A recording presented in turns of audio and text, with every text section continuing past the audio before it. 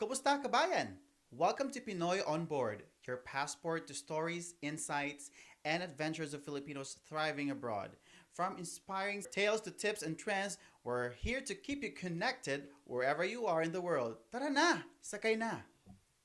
And for today's guest, good morning, we have Miss Fernandez. Hello, Woo! good morning. Hello, Yeah, batiin mo everyone. mga families and friends mo doon sa Philippines. Hello, Philippines. Pitsenyor, Cebu. Yeah. So, I'm happy to be here. Thank you for the invitation. Of course, you're very much welcome. So yeah, simula tayo sa background introduction, Miss Fernandez. For those who don't know you yet, let's start from the beginning. Please introduce yourself. What is your name? Where are you from in the Philippines? Are you single or married? And do you have any kids? And how did the journey to becoming a teacher start for you? Just, I'm a simple teacher, 'di ba? Sa Pilipinas, simpleng public school teacher and then dreaming to provide good fortune and life para sa Mm. mga anak. May dalawang anak ako and I'm from Cebu City. So, proud Cebuana. Hello mga taga Cebu. So, I've been teaching math in one of the public night high school sa Cebu City, and then I started dreaming America, public school America, when pandemic strikes. Mhm. Yun, doon That's talaga nagsimula. that's year 2020, right? Sa mga taga Cebu right now, they're celebrating Sinulog Festival, right? Yes. Timely and relevant. So, yeah. Next question ko sa iyo, Miss Fernandez. Okay ka ba tawagin Miss Fernandez or Miss Okay Anne? na, Or... okay. Okay, let's do this. How did you find out about the J1 visa program? Um, I've I've had friends, and then I also the one yung isa talagang nag-encourage sa akin is yung ex-husband ko. Oh, okay. So, if not for him, hindi siguro ako, hindi naliwanagan yung utak ko Mhm. tungkol sa pagtuturo sa Amerika. Yung Okay. ganun. So, siya yung nag-pave ng way. Mhm. So, the rest is history.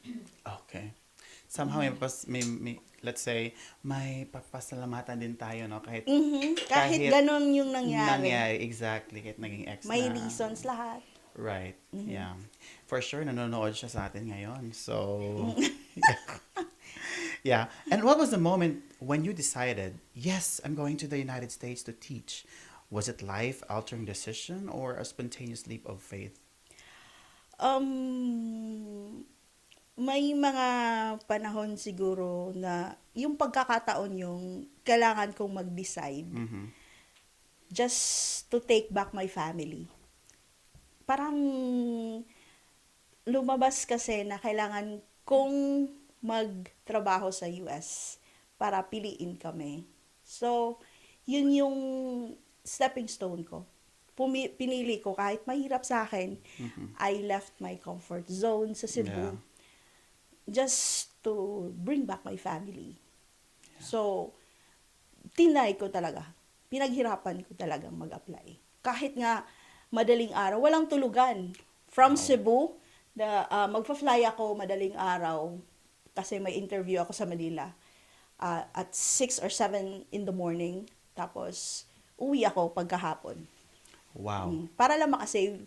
Hindi na ako nag-hotel, hindi na ako nagsistay ng matagal sa Manila. Mhm. Nagfa-fly ako on the day sa interview ko. Balik ulit. Balik ulit. Oo, parang ginawa ko lang Oo. ginawa ko lang merkado yung Manila. Balik punta ka doon sa Manila tapos hinga ka lang tapos Bihis balik ako sa airport.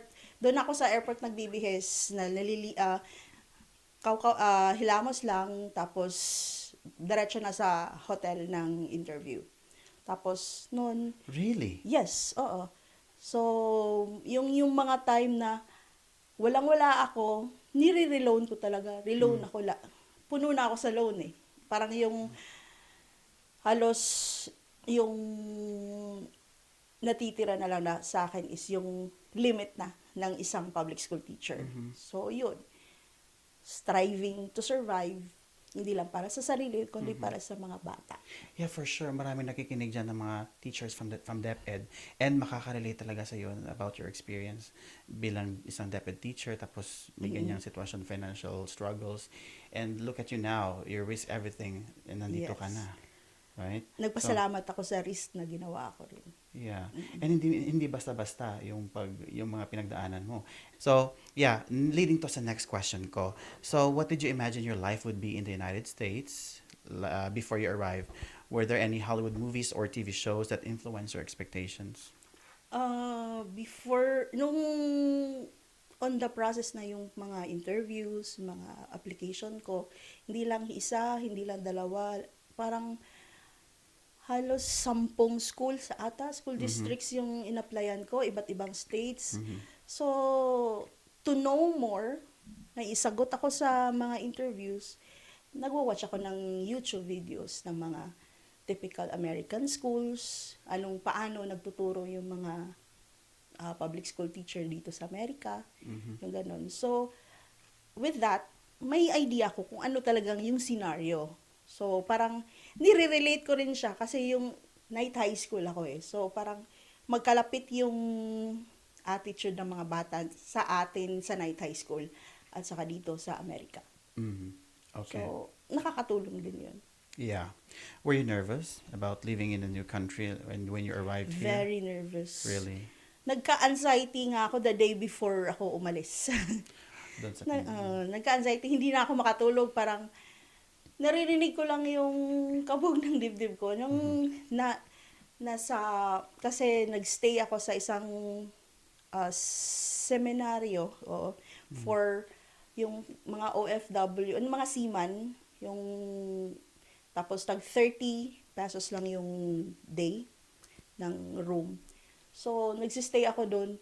Hindi ako makatulog kasi yung flight ko 11 a.m. Tapos 3 a.m. na lang, 4 a.m. na lang, hindi talaga ako makatulog kasi yung naririnig ko yung kabog ng dibdib ko. Tapos, kung ano-ano na lang yung nasa isip ko. Tapos, naisip ko rin yung mga anak ko. Yun. So, sabi ko, lagi kong siniset yung mind ko na walang bawian, walang balikan. Kung anong napagdesisyonan ko, go na ako. Kahit anong hirap man nun. Walang, yung no turning back. Itodo na to. Parang Todo na to. Todo na to, di ba? Ganyan talaga yung fighting spirit, no? Hindi basta-basta. Yeah. Tayong mga Pinoy, ganyan eh. Yeah. We're born with that. Yeah. And resilient as well. Yes. Yeah. I want to know, if you had to describe your emotions on the plane, going to the US in one word, what would it be? Literally cloud 9. Oh, nasa lapaa. Oo, literally talaga. Parang, ang saya ko. Yun talaga yung time na yun. Parang, ito na ba yun? Pa-US na ba ako? Tapos, makikita ko na yung, although may fear, pero happy, nasa cloud 9. Yun. Yeah, right.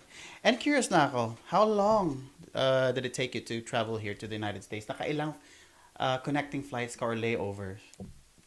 Layover kami sa Japan kasi nag-ANA kami, ANA Airlines. And then Japan for only 4 hours.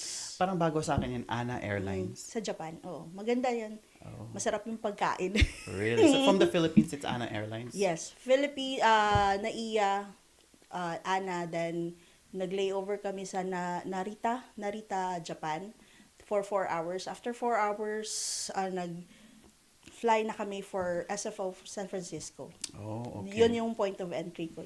Nung lumapag ka na, anong feeling sa mo? San Francisco. Oo, yeah. Na-amaze ako sa lawak at siya sa kalawakan talaga yung madidescribe ko. Ang laki pala ng US, yun talaga sabi ko. Ang laki, tsaka yung time na yun mainit eh. Pero yung init niya is iba yung init sa Pilipinas. Humid. Humid sa Pilipinas. So yung sabi ko, ito na ba? Pero parang nag-overwhelm pa rin yung kaligayahan ko. Nangingibabaw pa rin yung excited na kong magturo. Yun talaga, excitement. So yun, ang saya-saya ko sa, nag-post pa nga ako na the longest August 28 of my life. Yeah, kasi pag galing mo doon sa Pilipinas, August 28 pa, tapos pagdating mo ng US, August 28 August pa din. 28 pa rin. Di ba? How amazing it is. Oo nga. Very amazing. Nag-time travel ako. Yeah, right? Parang binalikan mo lang yung, parang throwback ka lang, no? Oo, parang ay time may unfinished business. Wow. Yeah. Yung ganun. Thank you for that insightful ideas. Punta tayo sa teaching experience na dito sa US nung dumating ka na. So, walk us through your first day in the classroom. Was it everything you imagined, or did you immediately think, this is a lot harder than I thought? Iba pa rin yung experience talaga. Yung pagpasok mo ng classroom. Kasi mostly colored students yung first students ko doon sa school eh. So, iba, yung hindi mo sila naiintindihan. Yeah. Kasi yung iba yung salita ni English, pero iba Right. yung accent. By the way, tell us or describe kung saang school ka na-assign first nung pumunta dito sa United States. The school was one of the biggest high school. Is it in California? Yeah, in California, Northern California. Mm-hmm. So somewhere in Northern California, one of the biggest high school, Mm-hmm. and then it was one of the may makikita kang highest crime rate talaga sa city na yun. Mm-hmm. And So, then, ilang years ka doon nag-teach? I've been teaching there for 2 years.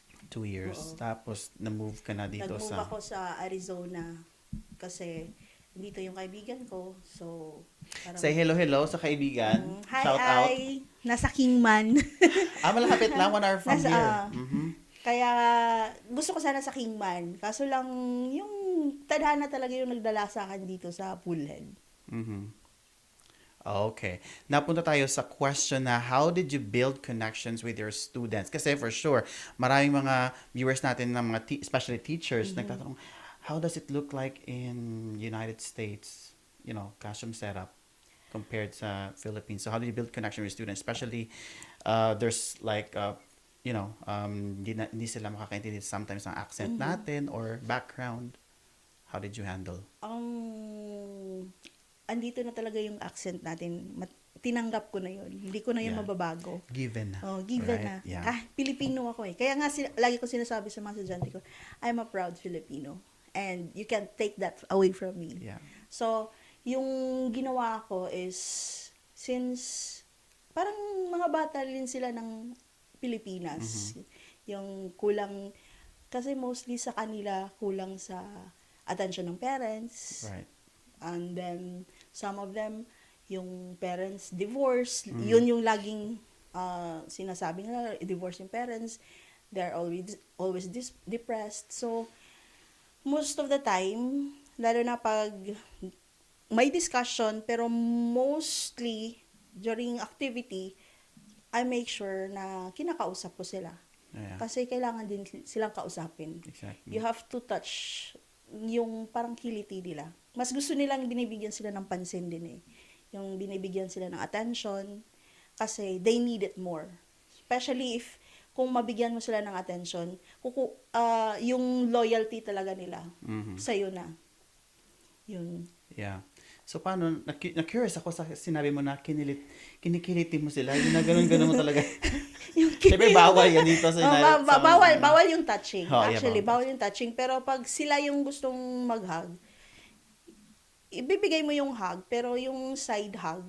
Pero hindi yung total hug kasi bawal yun. Yeah. Yung kiliti na sinasabi ko is yung attention that they wanted. And then, yung somehow you have to know your student, you have to know what are their strengths, what are their weaknesses, anong gustong-gusto nilang pag-usapan. So, somehow you have to segue from your topic. Yeah. You have to segue from your lesson just to touch them. Right. And then, ano yung mga word na tinuturo mo sa kanila? Can you share that to us? Usually, sinasabi ko, kumusta? Kamusta? Oo, Yeah. kumusta. So, And then, it's a Spanish word too. So, mga students natin dito nakakaintindi ng kamusta. mostly Yeah, Spanish. Spanish. Oo. What else? Tapos sinasabi ko, mahal ko kayo. Mhm. Because they love to hear that word. Mhm. Yung, I love you, I love all of you, kasi they lack that one. Right. So, kaya, sabi ko, mahal ko kayo in Tagalog. Mm. Tapos, kung translate ko rin ng Bisaya, Mhm. gihigugma ko kamo. Yeah. Ganun. Wow. Yeah. So by the way, you are Bisaya, right? Mhm. Yeah. So Ma'am Ninita Fernandez is a Bisaya. Yeah, proud Bisaya. Yeah, proud Sa, Cebuana. sa Cebu City, right? Cebu City Mhm. talaga. Yeah. So another question, Miss Ninita. What's the funniest cultural misunderstanding you've had with with a student or colleague, and how did you recover from it? Funniest experience. Actually, parang embarrassing siya. Mm-hmm. Kasi, usually, di ba, Pilipino, Celsius yung ginagamit natin eh. Yeah. Celsius tayo. So, nung nag-usap one time ng isang colleague, sabi niya, oh, kasi napaka-frank nila. Prangka sila. Straightforward. Straightforward. Kung ayaw nila, sinasabi nila. Kaya nung sinabi ko, no, ito yung temperature, sabi ng, what? How? Bakit daw ganun ka ang temperature? Sabi ko, in Celsius. Sabi niya, no, you should learn to use Fahrenheit. You're in America. Gumanon siya. Ginanyo niya ako. Tapos sabi ko, parang nahiya ako kasi ang daming mga Yeah. students, ang daming mga co-teachers Co-teachers, ko. yeah. So, parang from then on, tinuturuan ko yung sarili ko, ito na, Fahrenheit, ganun. So, doon nagsimula yung kulturang pang-Amerika. Right. Yeah. Thank you. So, punta tayo ngayon sa challenges and adaptation. Ms. Dinita, every teacher faces challenges, right? So, but you've had the added layer of living and teaching in a foreign country. Now, ang tanong ko sa iyo, what was the hardest part of adapting to American schools? Anong nahirapan ka mag-adapt ng anything about yung sa classroom management talaga. classroom Oo. management? Yun Yes. yung mahirap talaga sa atin. Kasi, dun sa Pilipinas, tingnan mo lang yung student. Totoo yan. Takot na sila. Pero, pag dito, tingnan mo yung estudyante, titingnan ka rin, di na ganun ka. So, yung talaga is, you have to build a routine, Mhm. which is also present sa Philippine education. Tapos, you have to, yung mostly sa kanila, more on, yung way is, you have to chunking of Lessons. lessons. Sa atin sa Pilipinas, lalo na pag discuss ka straight ng 15 to 25 minutes tapos activity. Pero sa kanila, discuss a little activity, then another, discuss again. Discussion. So parang yun nahirapan ako kasi gusto kong matapos lahat ng topic. Pag ganun ng chunking, kailangan mo talang pag-isipan kung paano mo siya i-chunk, lalo na sa math. Yeah. Yun. Medyo challenging talaga, no? When it Sa comes sa chunking, ganyan. Oo. Unlike sa Philippines, pasok ka na lang sa classroom mo, alam mo na yung content. Oo, alam mo, Chalk, yeah, blackboard, tapos bukas ka na ng libro, teacher's manual. Ayun Activity na. Oo, na. dito, pag-isipan mo talaga kung ano activity ibibigay mo for day 1, day 2, day 3. Di ba tawag dyan, nagpa-follow din tayo ng lesson plan dito. Oo, nagpa-follow tayo ng lesson plan. And then, one thing din is, kailangan din kasi, di ba, binabayaran ng district natin yung online platforms. So, we have to use the online platforms. So, yun, kailangan din natin insert din sa integrate din sa sa lesson natin. So, we have to make sure na ginagamit natin yung pinapurchase ng district. Resources. Yeah. Kasi dito iba yung resources nila eh. I mean, kompleto. Oo, right? kompleto. Compare back in the Philippines ng libro, old school, resources. dito talaga kompleto dito. Ako Kompleto. din, napahanga din ako sa kanilang Oo. resources, right? Na-amaze ako. Yeah, so was there any specific moment na sinabi mo, I can't do this, parang ganon, and then you found strength to keep going? Yes. What Nangyari was that? talaga sa akin. First year, second year ko pa lang ng US. Actually, kaya nga nag-decide. Supposed to be, uwi na ako after 2 years ng pag-stay ko dito, pag teach ko dito. Gusto ko nang umuwi. Kaya nga, yung kaibigan ko na nasa Kingman, kay Irene, Mm-hmm. sinabi niya, try muna ang ibang state, baka nanibago ka lang. At saka, the composition of the students din kasi. Mm-hmm. 'Di ba? Iba din kasi yung, iba talaga yung culture ng mga previous students ko doon. Yeah. Sa culture ng students ko dito na sa PhilEd. Right. So, kaya yun, parang sabi niya talaga, bakit? Tapos ka na bang magbayad ng mga utang mo? Yeah. Yun naman na talaga. Sabi ko, o nga, no. Ang kapal ng mukha kung uwi-uwi ako. Tapos, wala pa ako. So, yun. Nag-decide, sige, bayad mo. 1 more year na lang. Sabi ko, 1 more year. Transfer ako dito, 1 more year. Hanggang, this is my 4th year. Thank God na pagtagumpayan ko naman yung 4 years ko dito. So far. Salamat. Salamat pa rin ako. Stick to the goal talaga. Kung ano yung purpose, bakit nandito tayo, dapat walang titigil, walang susuko, parang ganon. Walang sukuan nga. Yeah. Okay. Let's go to cultural exchange. Okay. Ano bang pwede mong ma-share sa mga viewers natin? Like, was there any particular American food or drink that you found yourself obsessed with once you arrived here? And did you ever feel guilty about loving it? Yung nagustuhan ko talaga is yung strawberry margarita. Kasi, at saka yung steak. Yung landlord ko last time, for 2 years, siya yung nagluluto ng steak. Diba yung steak? Mahal sa atin yun eh. Yung Yeah. sa Pilipinas, yung steak. Ang sarap niyang magluto ng steak, tapos gumagawa pa siya talaga ng strawberry margarita. Kaya, para sa akin, kasi grabe yung sabo ng steak. Tapos strawberry margarita, alcohol. Right. So, parang sinful na pagkain. Pero I'm so proud na natutunan ko siyang kainin. Natutunan ko siyang, na-learn ko siyang mahalin. Kaya nga,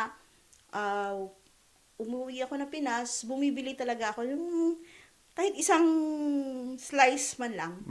Tapos, niluluto ko lang sa yung pan. Kasi wala tayong yung grill na ginagamit. So, yun. Yun ako parang sinfully happy. Yeah. Yun. Temptation. Temptation talaga. Nakaka-high blood. Yeah, I can tell na sarap talaga ng steak, no? Kasi doon sa atin, makakain ka naman sa mga fine dining, mga mamahaling restaurant. So, yeah, dito, kahit kailan. Kahit yeah. kung gusto mo mura. Oo. Yeah. So, isa yan sa mga bagay, no, na pwedeng mapa-inspire natin sa mga viewers. Steak. Kain kayo ng steak. Hindi mo masarap yung steak. Sa atin doon, ano lang, barbecue steak, sa steak. Sa steak lang. Diba? Yeah. Has there been a time when American students taught you something surprising about their culture? Some of their words, yun. Yung iba, kasi iba yung natutunan nating English eh. Yung educated English, ika nga. Right. Kasi sa kanila, conversational English. Iba yun sa kanila. So, at least, parang, I'm not the excellent performer sa English language nila, pero at least alam ko. Right. Kahit konti. Ano ba yun, bad or good English? Maganda naman, magandang English. Okay, nice. And then, may na-adapt ka na bang American phrases or behaviors? So, karamihan sa atin, nakapunta dito, yo, something gano'n, may na-learn. Ikaw ba, ano? Diba sa atin, wait, pero sa kanila pala, hold on. Hold on first. Yeah. Pag Ms. Fernandez, hold on to your paper, hold on to your seats. Yung mga ganun. Diba? Sa atin sa Oo. Pilipinas, dine in, take out. Dito, Di- for here to go. For Diba? here- Iba Yung yun. first time, ha? Gumanon ako. Tapos ano bang ibig sabihin nun? For here to go. Ano? Diba? Ibang-iba talaga. Oo. Yung mga phrases na at least dito nalalaman. At pwede mong ma-share doon pagbalik, right? Because part of the J1 visa program. So we have to share Culture. what you have learned here. If you could bring any one aspect of American culture back to your home country, what would it be?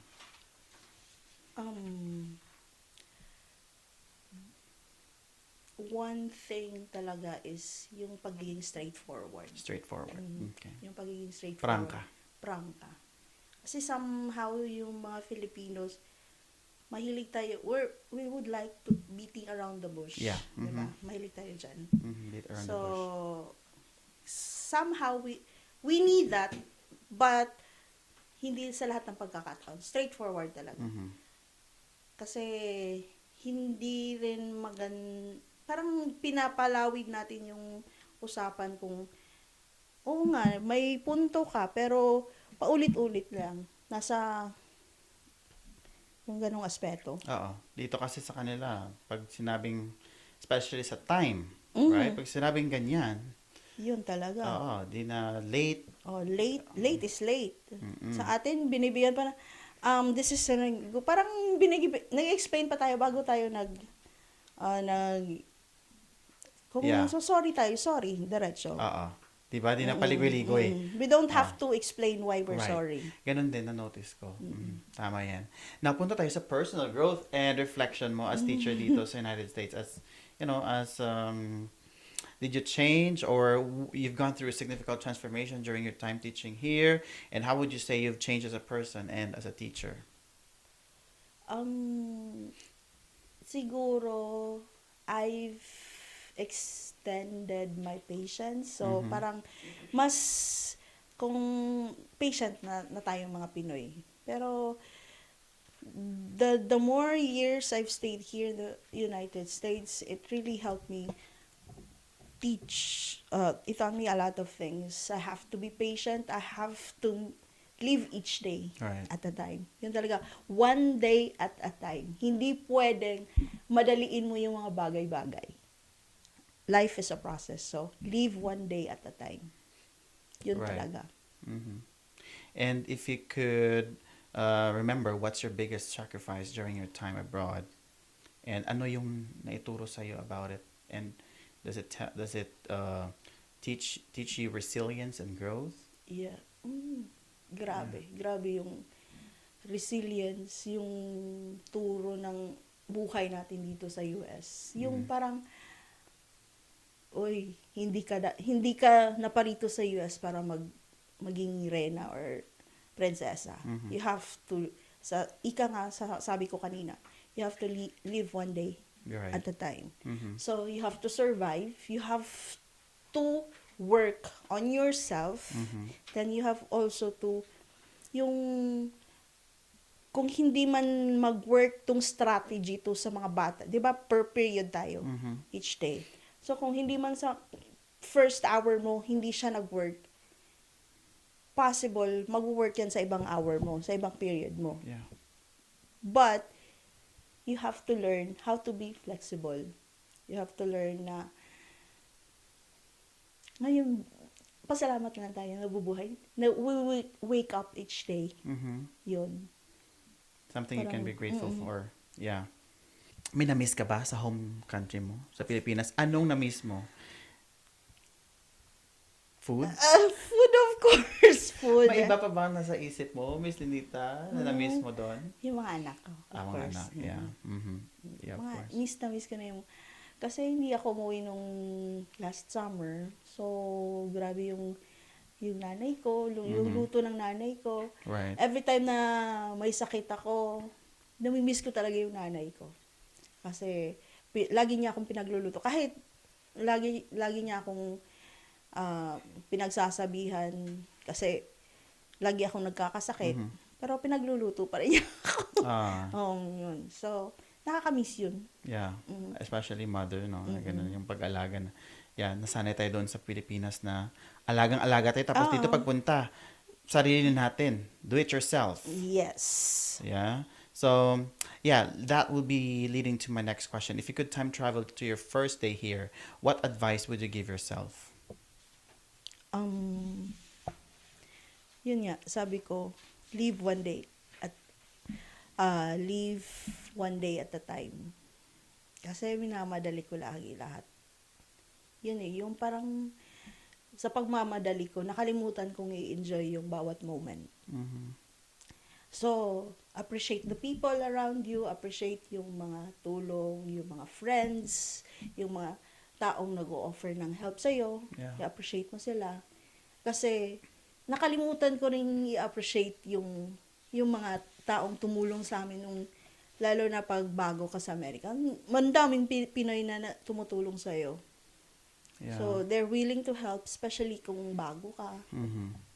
Yung may tradition nga doon sa Cali na pag bago ka, for 3 months, gino-groceryhan ka. Oh, Oo. really? Gino-groceryhan. And knowing Cali, maraming Pilipino doon. Nag-grocery sila, good for 3 months. Hindi lang for 3 months, umabot na hanggang 6 months yung grocery na binibili nila. Wow, you're so Kasi blessed. alam nila na hindi ka magsasahod agad, Mm-hmm. hindi ka makakapag-start kasi kailangan mo pang hintayin na makapag-process ka ng papers mo. Mm-hmm. So, ganun. So, Wow. yun, isa sa mga dapat maging grateful. Mm-hmm. Pwede mo silang batiin if they're Mhm. watching us. They're watching Hello. us right now. Hi, Chris. Hi, Crisalia. Tsaka, taga-church namin. Hi, Pastor June. Pastora Marimel. Hello. Kumusta kayo? Yeah, for sure they're gonna Mhm. watch this and then they're like very thankful as well Mm. sa life mo. Tsaka, Yeah, na-miss ka nila. At saka ni Ma'am Elsa din at saka ni Bob. Sila yung naging pamilya namin doon sa California. Sila yung landlady at landlord namin eh. Oh, I see. Family. So- Kamusta naman sila doon? Malayo sila sa wildfire. Malayo. 6 hours sila away Okay, from very good. LA. Okay. So, mas that's good. malapit tayo sa LA. Yeah, 4 hours, right? Mm-mm. Yeah. Mhm. Thank you sa insights. Now let's go to future plans and takeaways mo, Miss Ninita. So, what's next for you after your J1 program ends? Do you plan on returning home, staying in the US, or exploring other teaching opportunities around the world? First and foremost, gusto ko talaga umuwi. Okay. That's the very top priority ko. Uwi ako ng Pinas after my program. Tapos, I wanna teach. At saka, gusto ko rin bumalik dito sa US. So, I wanna explore teaching sa Pilipinas ulit. Staying yung home rule natin. Yeah. And hopefully, God will provide na makabalik ako. Yeah, hopefully. Mm-mm. Mm-hmm. Yeah, I think yun talaga yung pinapangarap ng every Mhm. Filipino teacher dito nakapunta, then the program ends. So, yeah, na makabalik dito Mm-mm. sa US again because it's way different here. Yes. Yeah, we Yung can. lifestyle. Mhm. At saka, na-appreciate ko rin yung kahit wala ka ng pera, makakabili ka pa rin ng pagkain. Yeah. Kasi may credit card ka.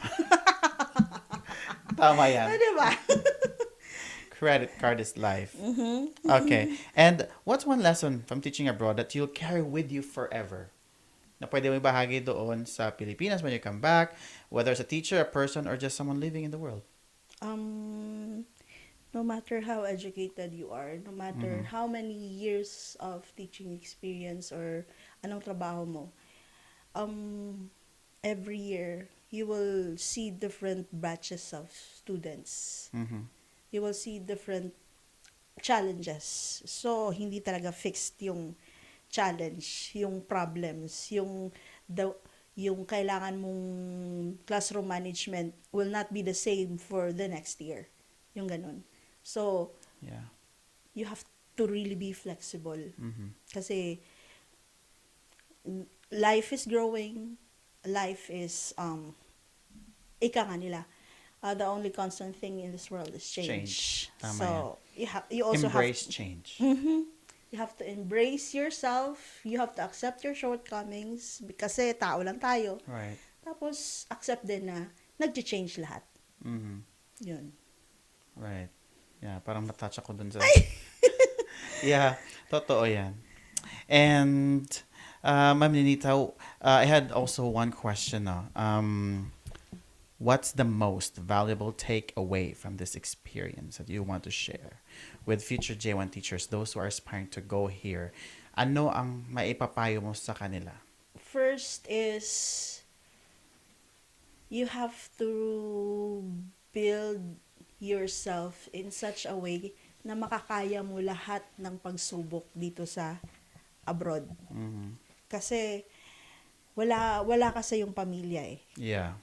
You're not in your comfort zone. Yun talaga. Wala ka sa comfort zone mo. Wala ka sa lugar na pwede mong tawagin yung kapitbahay mo. Nasa lugar ka na kailangan mong mag-survive. Mhm. So, yung mga buttons mo, naka-survival mode. Right. Mhm. Yun. Nakasurvive naman. Naka-survive naman. Ilang years na nga dito? This is my 4th year. Oh, so only one school year then. Kinakount ko nga 18 months na lang ako. Oh my goodness. So, you feeling sad or what's the emotion? Excited. Excited. Yun yung Mixed. nafe-feel ko talaga. Excited ako. I'm so excited to go home. I'm so excited to see my kids. And then I'm so excited to finish my program. Yeah. That's what everybody wants. Makauwi kasi miss na ang bahay. Now, let's go to the last segment because so after the, heavy questions we had, now it's gonna be fun and light-hearted questions, right? Pinapawisan ako. Yeah, mahirap ba yung mga tanong? Oo, parang Miss Miss Universe. Universe. Oh, di ba? Feeling ko, nasa interview question. O parang nasa nasa isang channel, di ba? Kapanalo mo lang na Miss Universe. Kasi pag Ako pala uwi, yung reigning queen. di ba? Pag uwi mo dun sa Pilipinas, you will have a homecoming parade. Ay, O, gusto diba? ko. Same thing kung nanalo ka ng title, homecoming parade. So, yeah, my next question for you would be, if you're teaching live for a movie, what would the title be? And who would play you in the film? Could be local or it could be from May Hollywood. ganung- You know. Siguro, title talaga. Yeah, gawa natin ng title, Talaga? yung story mo, papunta ng US at saka ng life mo. Yung mga,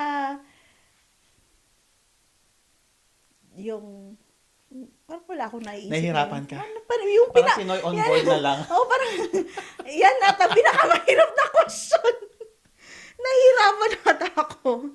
Okay, dethroned ka na. Ay, sorry. Kasi hindi mo nasagot. Just kidding. Ano ba? Yung, one day, isang araw. Parang naluluha ka. Para kung pwedeng gawa ng hashtag, one day at a time. One day at a time. O, di ba? Parang dahan-dahan lang. One day, isang araw. At saka sino yung gaganap ng, si Charo Santos? Sino ba? Pwede si Melay na lang. Melay ka, di ba? O Judy Ann? Judy Ann, okay. O, di ba? Ang galing mag, Okay. Well, anyway, ano yung pinaka-funny or what's the funniest thing happened to you in American classroom? Actually, maraming beses na natawa na rin ako sa sarili ko. Yung umabot na rin sa time na nagtatagalog na. Yeah. Yung gusto mong i-explain, yung may times talaga na nakakapagtagalog ka or nagbibisaya ka na kasi naubusan ka na ng English. Oh, wala ka ng bala. Yun lagi yung tapos natatawa ka na lang sa sarili mo. Bakit ko sinasabi yun? Kasi pag may ibang naririnig yung mga bata, sinasabing, "Are you cursing us?" Gumaganon sila. Right. Kapag ka na, nagsalita ng Filipino language, sabi nila, "Are you cursing us?" Right? Gumaganon sila. No. Kasi akala nila, nagsasabi tayo ng masasama sa kanila. Yeah. So, last and final question before we end this program. If you had to choose, would you rather have unlimited pizza for life or never to have grade another paper again? Would you like me to repeat your question? Pwede, please repeat the question. Okay, I need sure. an interpreter. You need an interpreter. Okay, interpreter, come over here. Okay, if you had to choose, would you rather have unlimited pizza for life or never have to grade another paper again? I just want to have unlimited pizza. Yeah. Mm. Why? Kasi, it would really help us knowing na makakatulog tayo ng matiwasay gabi-gabi, pag alam natin may pagkain sa pagkanina natin, di ba? Busog yung tiyan. Right. Kung wala tayong papers na i-grade, Yeah. wala rin yung source of income natin. That's the only thing na natutunan na nag-aral tayo para mag-grade ng papers. Yeah, that's very true as educator or teacher. Yeah. Yeah. So, there we go, ladies and gentlemen, sa mga viewers natin. Miss Ninita Fernandez. Yay! Palakpakan Thank naman you. dyan. Hello. Thank you so much for Thank coming you so over much. for the invite. And would love to take this opportunity na magpasalamat sa Gold Lark Staffing and also sa kay Mr. Patrick Villavert and also Miss May Villavert for giving us this chance na ma-feature tong Pinoy on board. Yeah. And sana at gabay na for those who are aspiring to become teachers here in the United States, ma-inspire din kayo at saka maging drive nyo din ito when you go here. So once again, I am Mr. David Trinidad, Miss Nila Fernandez, and thank you so much for watching Pinoy on Board. We'll see you soon. Ciao! Bye.